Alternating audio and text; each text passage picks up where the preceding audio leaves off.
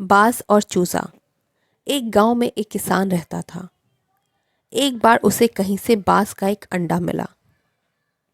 उसने वह अंडा मुर्गी के अंडे के साथ रख दिया।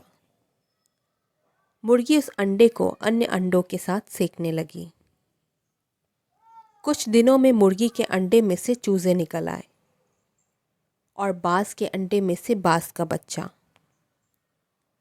बाज का बच्चा चूजों के साथ पलने लगा।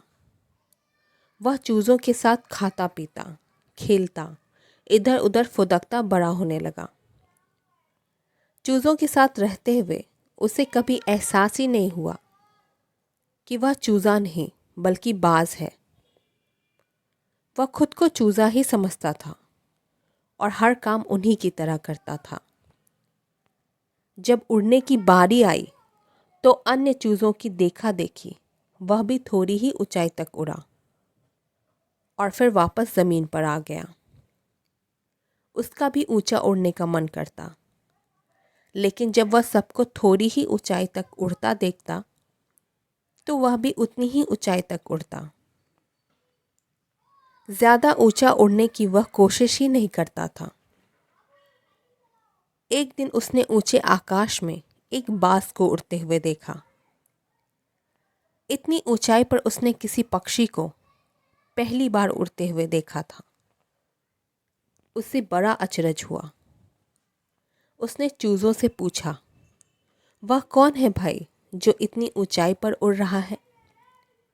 चूजे बोले, वो पक्षियों का राजा बाज है।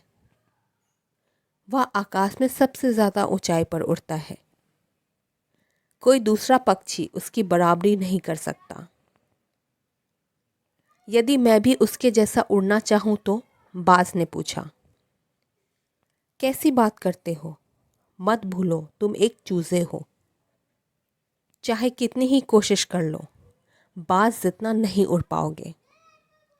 इसलिए व्यर्थ में ऊंचा उड़ने के बारे में मत सोचो। जितना उड़ सकते हो उतने में ही खुश रहो, चूजे बोले। बाज ने यह बात मान ली और कभी ऊंचा उड़ने की कोशिश ही नहीं की। बाज होने के बावजूद वह पूरी जिंदगी मुर्गी के समान जीता रहा। सीख।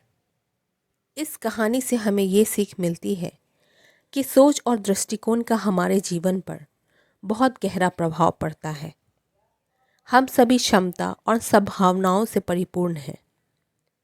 चाहे हम कैसी भी परिस्थिति में क्यों न हो, हमें आवश्यकता है अपनी क्षमता पहचानने की और अपनी सोच तथा दृष्टिकोण को व्यापक बनाने की।